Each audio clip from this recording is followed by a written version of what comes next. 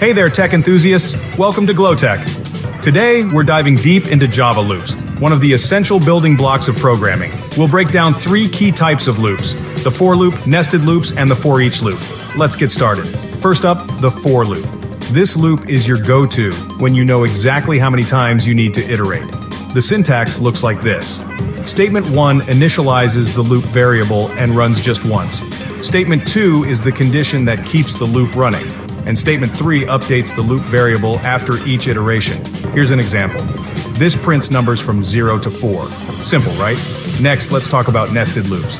These are loops inside loops, perfect for structured iterations. Imagine you have an outer loop that runs twice and an inner loop that runs 3 times for each outer loop iteration. It looks like this. Here, the inner loop executes 6 times in total.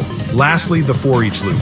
This loop is a simpler way to iterate through arrays without managing index variables. Here's an example. It prints all car brands in the array effortlessly. Enjoyed the video?